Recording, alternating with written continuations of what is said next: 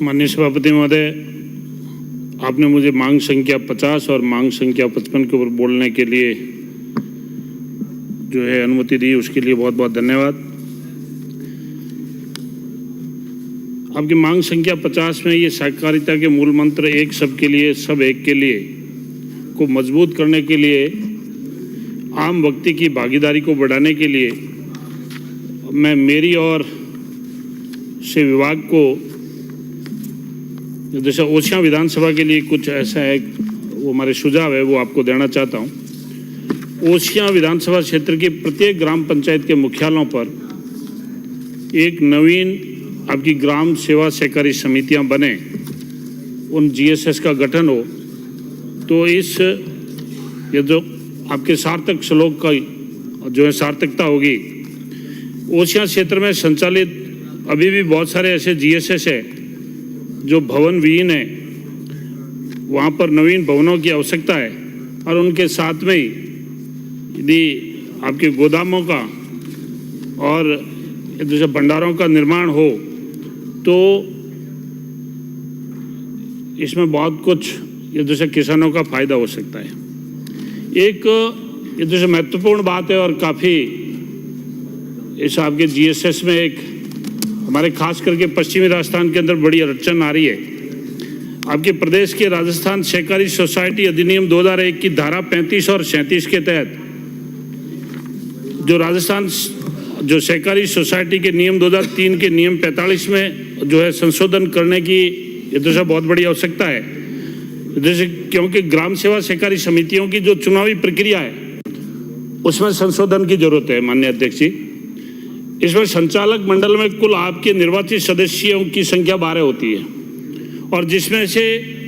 आपके 11 सदस्य होते हैं वो ऋणी होते हैं और आपका केवल एक सदस्य अऋणी होता है। हमारे खास करके पश्चिमी राजस्थान के अंदर और ये जैसे खास करके ओसियां विधानसभा जैसे क्षेत्र में पार्टी विशेष के कुछ लोगों का ऐसे जीएसएस के अंदर कब्जा है, तो वो लोग अपने चहेते लोगों को ही ऋण देते हैं और चहेते लोगों को ही ऋणी बनाते हैं और बाकी के तो वो सिर्फ अपने जो सदस्य के नाम पर वो सिर्फ सदस्य है और उनका नाम का उपयोग होता है। और संचालक मंडल में 12 सदस्य होते हैं और 12 सदस्य के अंदर सिर्फ आपका अऋणी के ऊपर एक सदस्य चुना जाता है। ये उनके साथ में बहुत बड़ा उनके हितों का कुठाराघात होता है और मैं समझता हूँ जो है सब एक के लिए और एक सब के लिए इस ऐसा नारे का भी ये दशा बहुत बड़ी धज्जियां उड़ाई जा रही है।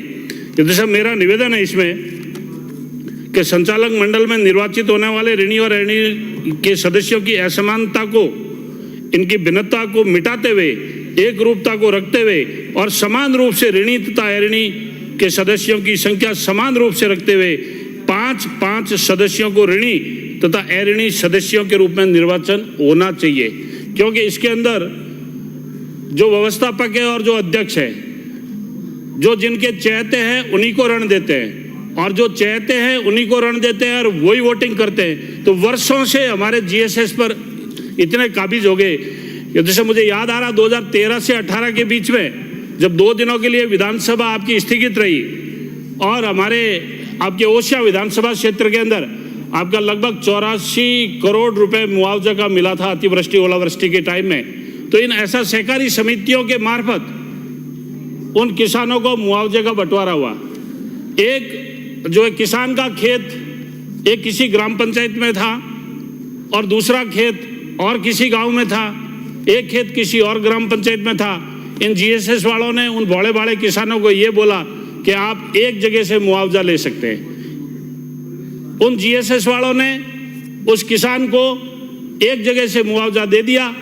लेकिन उन्हीं जीएसएस वालों के आपके जो है व्यवस्थापक और अध्यक्ष ने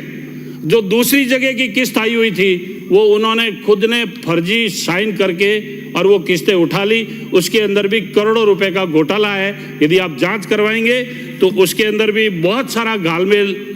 ये दशा निकलेगा। इन जीएसएसओ के अध्यक्ष का कार्यकाल अन्य सहकारी बैंकों की तरह आपके जिला सहकारी बैंकों में सीसीबी में 2 बार से ज़्यादा नहीं हो, ताकि अन्य सदस्य की भूमिका व भागीदारी भी सुनिश्चित हो सके। इन जीएसएसओ के अधिकांश अध्यक्ष व व्यवस्थापकों के बीच में जो समन्वय और जो आपका सामंजस्य है वो नहीं होने के कारण आपके सहकारिता के सिद्धांतों के उद्देश्यों की पूर्ति नहीं हो पा रही है। जीएसएसओ के ऊपर कार्यरत जो आपके व्यवस्थापक को आपके सीसीबी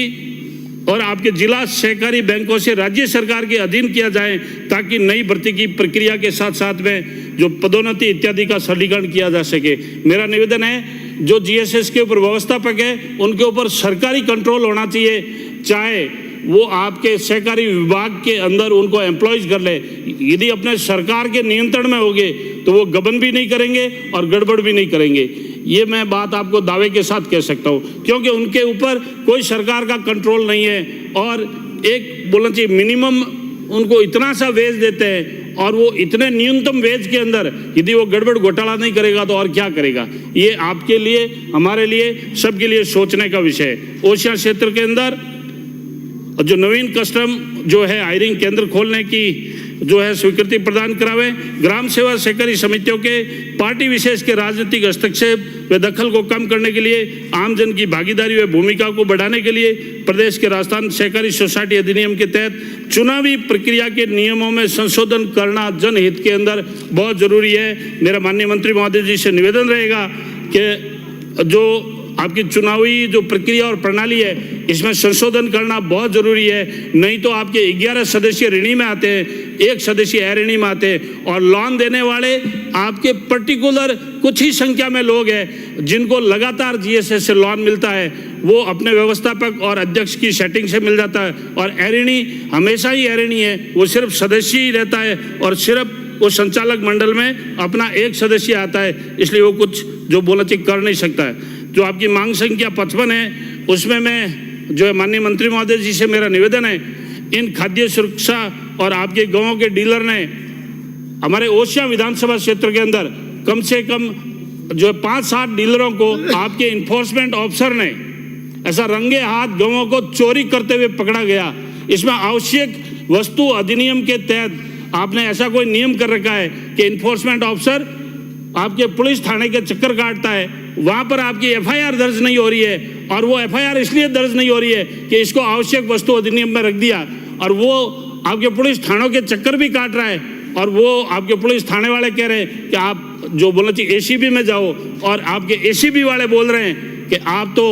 वहाँ पुलिस थाने में जाओ। इसलिए आपके विभाग से मेरा ये निवेदन है कि आपका इन्फोर्समेंट ऑफिसर यदि पुलिस थाने में जाए या चाहे एसीबी में जाए, जो आपके डीलर